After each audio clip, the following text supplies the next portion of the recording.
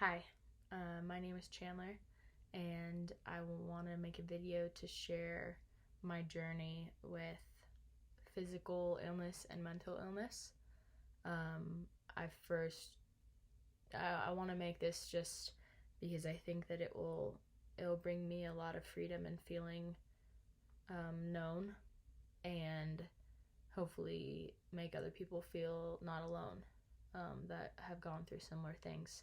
So I'm just going to give you a summary of really what happened to have me become physically and mentally ill in a condensed version, and then I'll explain more after.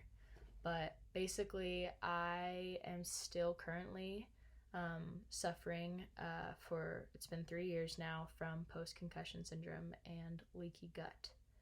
So, post-concussion syndrome and leaky gut basically have turned into just a vicious cycle of worsening each other, because one is horrible to have, but two of them together sent at least my body extremely into a downward spiral. But post-concussion syndrome, you can look it up. There's 1,000,001 symptoms. It's very terrible. And basically, my brain, I got a concussion, and I've had many before, so my brain should have healed like normal, but I got mono soon after, which apparently is a severe sickness that attacks and causes a lot of inflammation, especially in the areas that are already inflamed. So the part of my brain that was trying to heal from my concussion then stopped all of its healing because the mono came in with inflammation, and the receptors that were trying to be fixed shriveled up. And then it caused a complete alter in all my brain chemistry. So most of all, the two areas that are fear and anxiety, and then serotonin, which is joy and memory, they are constantly balancing each other like this. And then, so what happened was the one with joy, serotonin, started to shrivel because it was being attacked with inflammation. And then, since it was no longer being balanced, the fear and anxiety began to enlarge and enlarge and enlarge. And so that has been, since that moment, enlarging and enlarging and shriveling, and more chemical imbalances happening in my brain that throw off hormones that cause mental illness. And then on the other hand, I also had leaky gut, which is where your gut actually breaks because of, it can be a lot of different reasons, but it breaks the wall, like the lining breaks because you either are eating foods that you're intolerant to, or have had medications that strip your stomach of like good bacteria. I believe that that's what happened to me, because, and also I think I did have parasites, but I basically, when I got mono, my throat started to close, so we took me to the emergency room and they gave me steroids to calm my throat, the inflammation. And those steroids basically stripped everything out of my gut, and I had no idea what probiotics or prebiotics were, so I never refilled my gut with those good bacterias. And I believe, on top of eating foods that I didn't know I was intolerant to, it caused breakage in my gut. And then the reason that that's bad is because 95% of the serotonin in your body is actually produced in your gut. So serotonin, again, being your happy hormone. So not only was my gut not producing my happy hormone, serotonin, my brain was also incapable of receiving that happy hormone or creating it on its own. So my body was completely stripped of any joy. It has nothing to do with circumstances. I promise you, I have a wonderful life. I just have had no ability to feel joy because that chemical is not in my body, and it's not being made. So basically healing a leaky gut and then fixing a damaged brain is the direction to go. It is very tedious and it is very much trial and error. I'm 3 years in and we still don't really know what to do with me. We've tried many doctors and we've done many things. Really only until a couple months ago did I even have the understanding of post-concussion syndrome and leaky gut, that those were really what I was dealing with. So we have more knowledge than we did about 2 years ago. But so basically, just summarizing, I have post-concussion syndrome and leaky gut, and then those in a vicious cycle are constantly worsening each other. And there's many symptoms to both. I'll give just a couple examples. Leaky gut is I couldn't eat anything at all. Everything I ate hurt my stomach.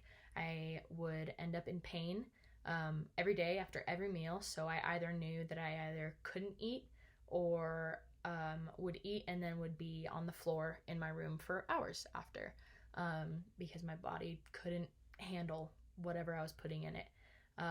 It also caused severe cystic acne, which I'm still trying to calm down because the gut bacteria actually is trying to find a way out. It's so inflamed and it actually comes out on your face. And also my hormones became imbalanced throughout all of that too. So that also brings like hormonal acne. And then with my brain, what that caused, really it's all tied together. I can't really actually categorize it to my brain or to my gut, but severe depression and anxiety have been in my everyday since this happened. I'm a person who has never experienced depression or anxiety in my entire life, and so I know for a fact that this is not normal how I feel, and how real it is, because I have everything in the world I could want, but my body still won't feel joy, and my body will still be anxious about anything and everything. If you don't know a lot about depression or anxiety, you can also look that up. I cannot tell you how many people struggle with it that you don't even know about around you, or maybe they don't even know that they're struggling with it themselves. But just some symptoms are with depression, lack of drive, lack of energy, nothing in life interests you anymore. It just feels like the world is gray. You don't feel joy ever. Over or under sleeping, over or under eating, feeling very blank and numb, being very disassociative, isolation, no self-worth. The list goes on, but then depression is almost always paired with anxiety, and for me it was definitely paired. So anxiety, honestly, I feel it in my body. It just feels like utter panic, and there's nothing you can do to stop it.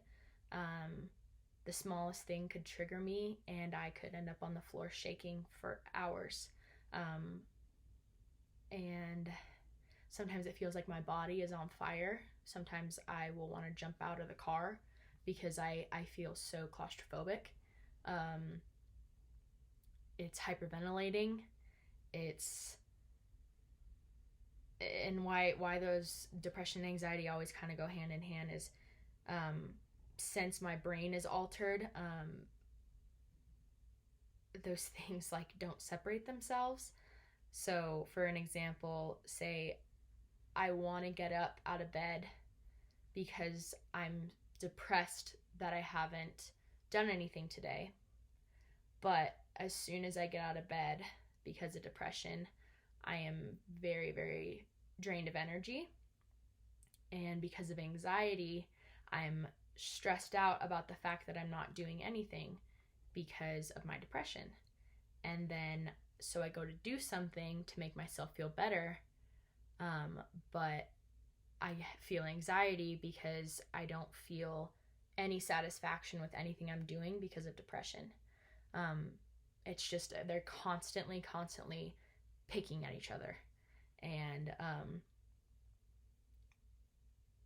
I know it sounds kind of confusing, but I want to share more as time goes on, and I want to share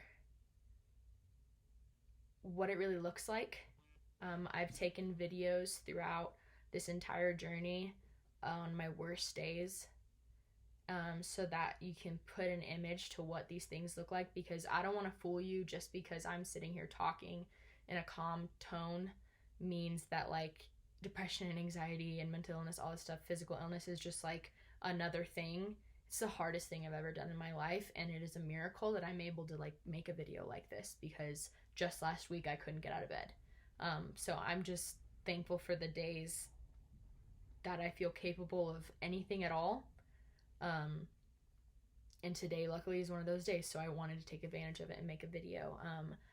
I don't know if tomorrow I'm not gonna be able to get out of bed, but so I just don't want to fool you guys, and just really from a genuine standpoint have you understand how real and terrible and life-threatening all these things are. I want to share more, obviously, like I said, as time goes on, but this is just my first step to explaining what happened to me, in hopes that it maybe relates to someone, that they don't feel so alone,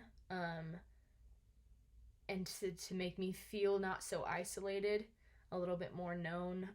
It's hard for people around me to understand what's happened to me because I haven't been capable of speaking it, and I don't know when I'm going to be able to look at each person that I love one-on-one and tell them.